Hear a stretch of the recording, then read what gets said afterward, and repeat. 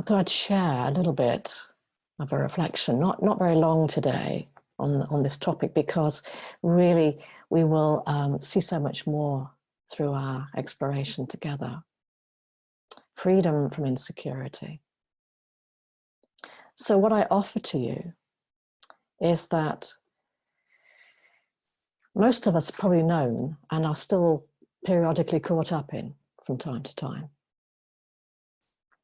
the seeking of happiness and the seeking of safety and security in things, relationships, health, money, physical possessions, substances, activities. The list could go on and on. And I invite you to consider that pursuit of safety and security and happiness in things is always going to end up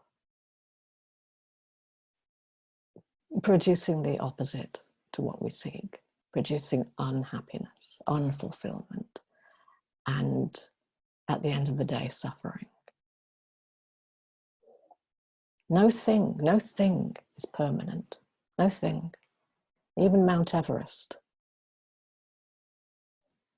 I mean, I don't know the rate of erosion, but it's eroding. No thing is secure, ever, no matter how hard we try to make it. So in that sense, you see, we're seeking security in what can't ever give us security. When we're seeking security in things, it's an endless pursuit that will always lead to suffering.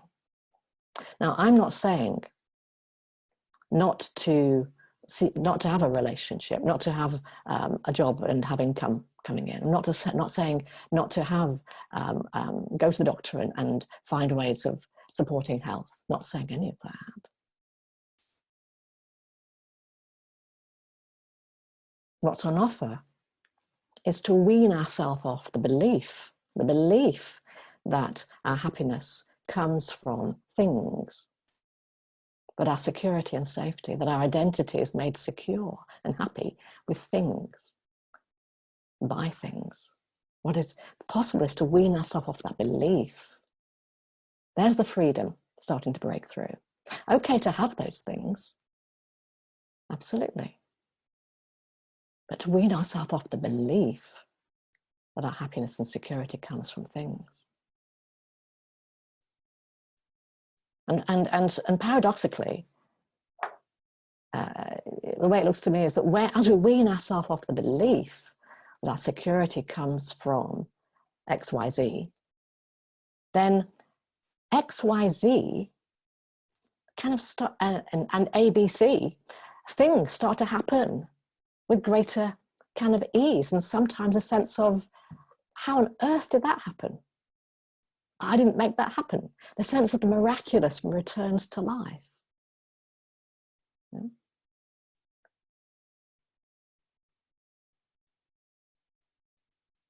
Now this belief that security comes from XYZ and us working to get XYZ and us committing ourselves and, doing our darndest to get XYZ, this belief is difficult to stare directly at. It's difficult. One, because we are trained from the get-go, kind of hypnotized, brainwashed from birth with this kind of belief. So these beliefs can be hidden to us. We can deny we have those beliefs, yes, and that ends up in sort of spiritual denial. Oh, I don't really need money, and then wondering why can't pay the bills. So the belief is hard to look in the face, because as well as being invisible to us, beliefs become invisible to us. They can, of course, become conscious to us as we wake up. This is what's on offer. Hidden beliefs become, oh, that that's a belief. I was functioning out of belief. Okay, that's possible. But also beliefs are difficult to stare in the face because our identity is synonymous with beliefs. So who we think we are is built up by beliefs, what we believe. So when we stare down beliefs and we start to see through beliefs, the sense of who we are, or shall we say the misunderstanding of who we think we are, starts to dissolve. And that can feel like a death. That can feel like an affront. That can feel like a threat to the identity. And there'll be some pushback. And there'll be some tussle in the personal inquiry, or a tussle with whatever line of inquiry you're in with another. There may be some tussle. Because it to the identity, it looks like the end. It looks like the death of itself, which it is. Which it is. But that, though, is a beautiful moment. That's a yielding, it's a softening of a misunderstanding of ideas and beliefs about who we think we are. When thoughts are so impermanent. Yeah? Thoughts come and go all the time. The same thought can happen again and again. What? A thought that seems to be the same thought. Thoughts are impermanent. It's beliefs, invisible beliefs look more real to us because we start behaving out of those beliefs. So our actions seem to reinforce, yes, oh, this is the way things are. Not realizing that we're acting out of the belief that is made up, that's taking us away from an experience of our true nature.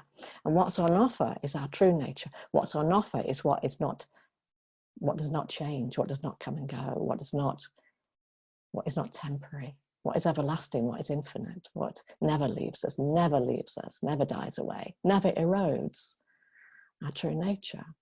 And there are many words for that. So here, it tends to be the use of the words pure consciousness. Who we really are is pure consciousness. Another word used here is awareness, pure awareness. Another word here used often is love. It's a favorite word here. But because there's a range of opinions about the word love, and it can be confusing, pure consciousness, awareness, and also, what's the other one? Oh, energy. Everything is energy. And also an unpopular word, rather controversial, but also quite a favorite, become a favorite, used to be very much resisted, the word God. Just 3 letters, nice and succinct. Okay. Any of those words, okay, and whatever word you like to add in, made up word of your own to represent that, pure consciousness, pure awareness. What doesn't let us down, because it never leaves, it never comes and never leaves. We as that are not born and don't die. So what's on offer is to experience, not just have a concept, you see. I mean, this is where the juice is, when we enter into the guided meditation and the inquiry together in a moment. We're entering into what's on offer is a direct experience, not a concept. We can all have concepts. Nothing wrong with concepts, by the way. But our concepts will never satisfy. We can have as many spiritual concepts as we like.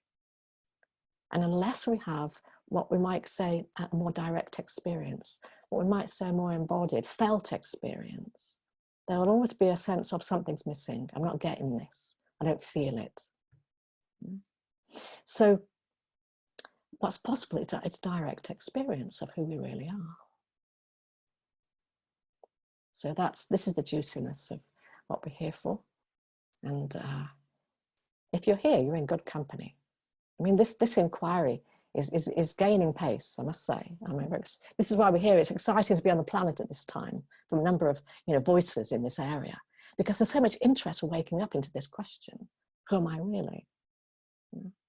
So you're in good company, because it's still, relatively speaking, it's gaining pace, but it's the direct question. And to stay with it is still an uncommon phenomena. It is the only question ever being asked.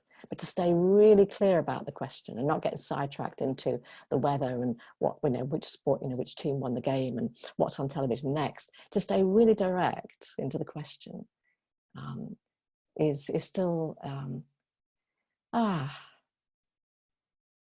it's stood the test of time. It's the only question that's ever been around in the universe. But now we have so many places where we can join in with friends who are inquiring into this question.